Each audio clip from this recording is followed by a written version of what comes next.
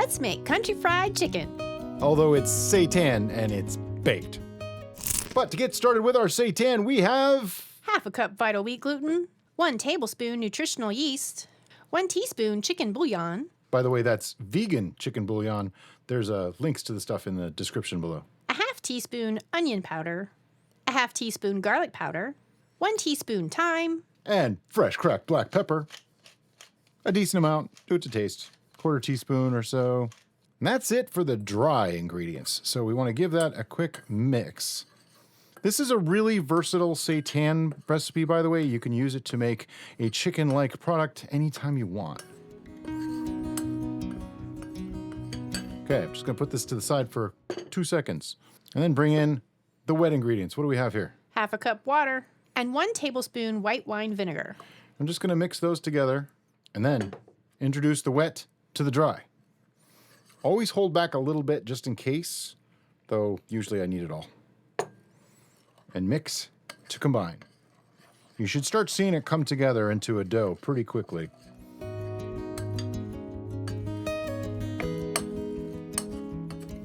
It should be moist, but not drippy wet. Make sure you get all the stuff off the sides.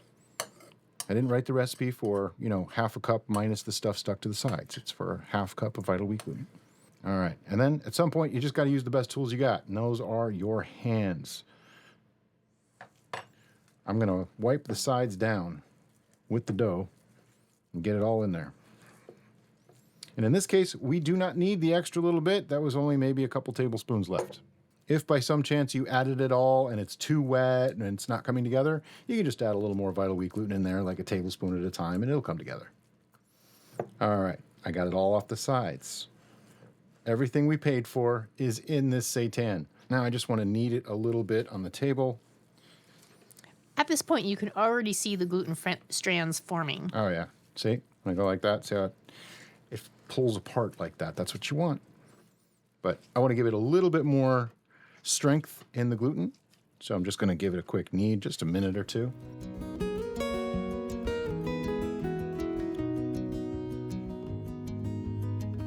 Okay, this recipe makes 2 cutlets. So I'm just going to roughly eyeball. Yeah, that's about equal-ish in dignity. And what I want to do is start flattening these out. Now, the gluten makes it a little bit tricky to actually flatten out. So you want to kind of work on one, then put it down, then work on the other, because the gluten will actually relax as it sits, but you want them to be very thin and fairly flat. Like they should really go out about this big. So just have that one like that, press it against the board a little bit, get a nice smooth end to it on that side. If it breaks at all, see what I did? Just push it over and give it a squeeze. It comes right back together, just like that. Just keep pressing it. It'll stretch out. And then do the same for this one. I usually just kind of go around the edge like I'm doing, kind of like pizza dough almost, and just go around the edge, stretch it a little bit until it gets more or less flat. Then put it down on the board, and you can really flatten that out. See how this one already shrunk back up? That's what happens. But take your time with it. Give it a couple minutes. It's worth the effort because ideally you want this to be fairly thin when you're cooking it because it does puff up just a little bit in cooking. And if it's too thick later, it doesn't have quite the right texture that you want. I'll just go back to this one. Well, that one shrinks up. Now, a few people have asked why we don't use extra salt or oil or fats in our seitan. And the simple reason is, well, we don't need to. In this one, the bouillon actually is loaded with salt. So there's salt in here, trust me. As far as the oil goes, I really don't like to use oil if at all possible. It's a personal thing.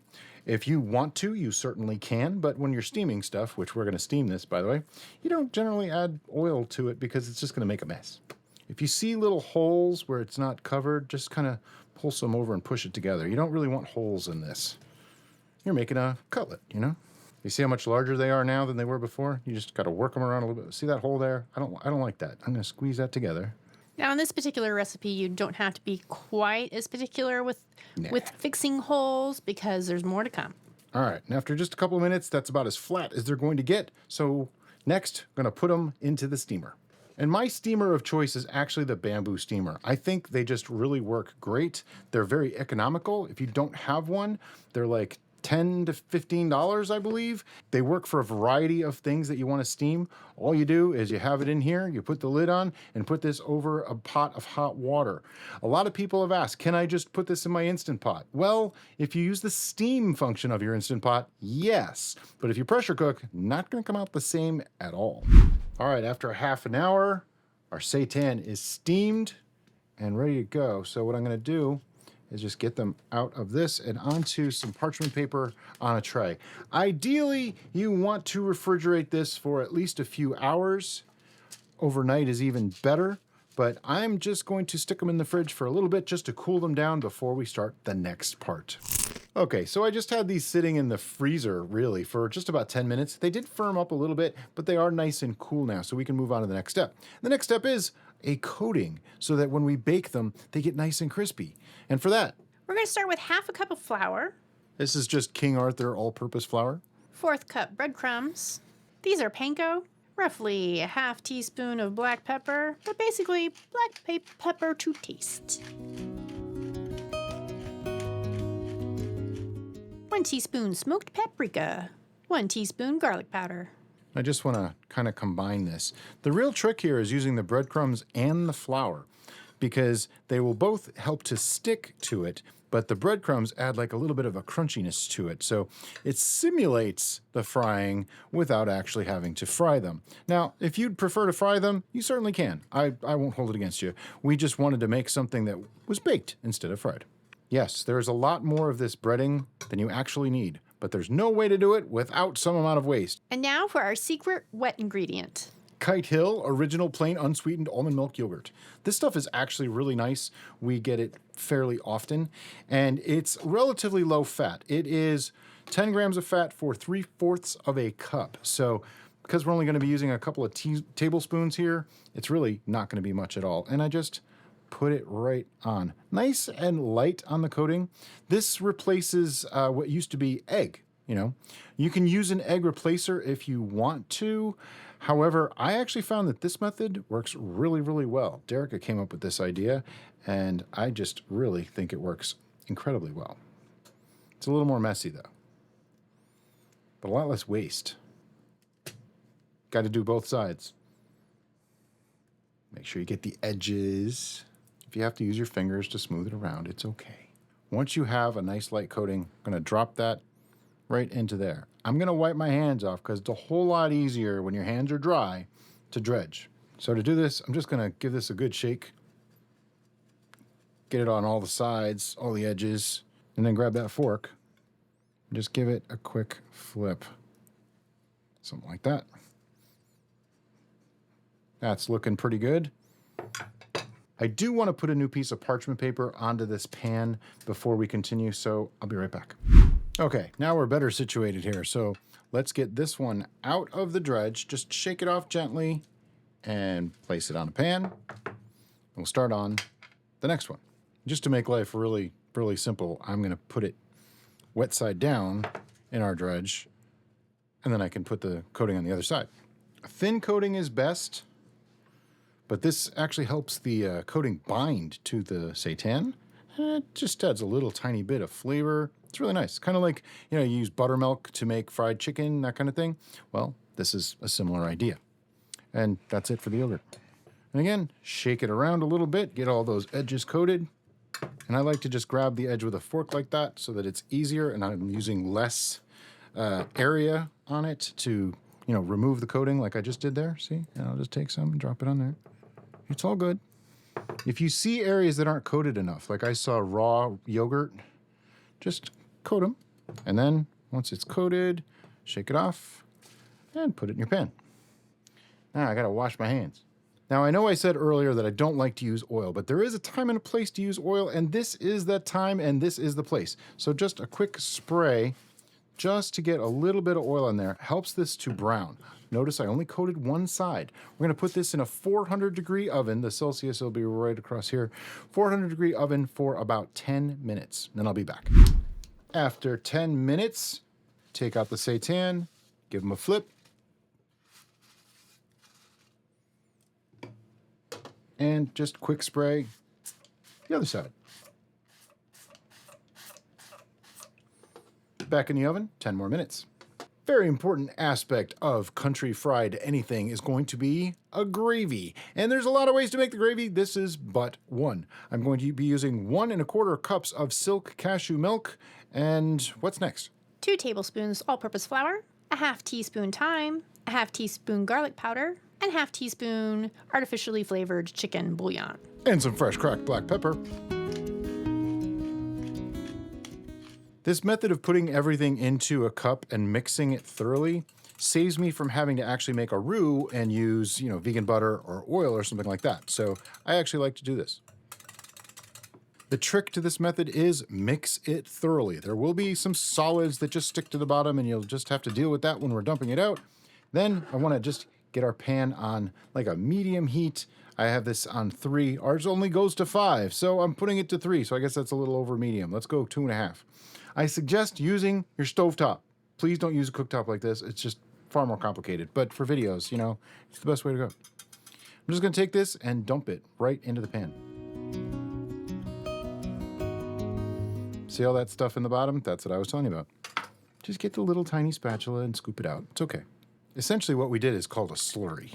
So it just means having the flour in there, the starch granules are now going to bloom in the hot liquid, and it'll thicken just like it would anything else. Do not walk away. Keep stirring.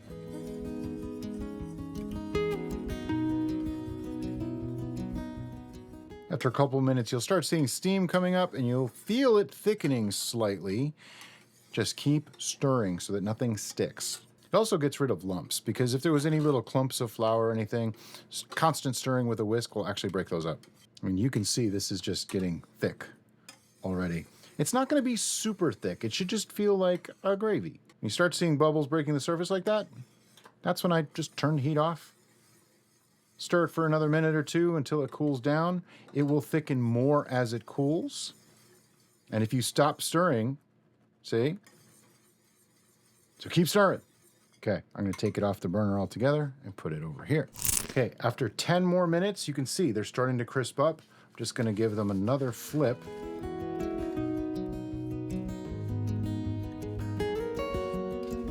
And now I'm going to stick them under the broiler for about 2 minutes per side. Please don't leave them in too long. Don't walk away. They will burn. Just 2 minutes per side helps to crisp it up a little bit more.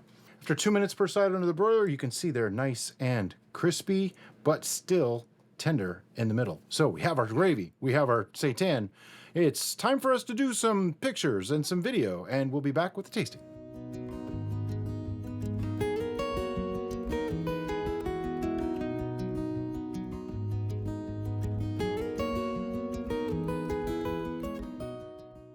Now it's my favorite time of the show. We get to taste what we've been cooking. And this has smelled so good the entire process. I'm really hungry. In testing for this, we went through a couple different methods. This method seemed the most effective at getting it crispy on the outside without it being burned, and at keeping the content down, like the fat content, things like that. But the gravy actually went through the most change. I made this gravy 10 different ways. It was a spicy gravy, it was a sausage gravy, and we decided simple is just the best. A little bit of crispy on the outside. The inside is still very juicy and tender, which is exactly the way it should be. The gravy accents everything so nice. Really nice with a little bit of herbs and everything. Yep. Just a little bit of crunch. Oh. The texture play between the coating and the interior of the seitan and the gravy is just fantastic. Storage options for this. Before you bread it and bake it, you can store that seitan. You can freeze it. You can put it in the fridge, whatever you need to do. Once it's breaded and baked, I would imagine you could probably refrigerate it and then reheat it, like, in the oven for a few minutes or something. But be careful with that one because it might get soggy if you don't do it just right. The gravy, just like any other gravy, you can obviously refrigerate it, you can freeze it, and then just reheat it slowly and it'll come back to normal. My best recommended storage is in your belly. I agree. That would be the best place to store it. This recipe does make 2, makes a little extra gravy just in case. And as always, guys, thanks so much for watching, and we'll see you next time on The Bistro.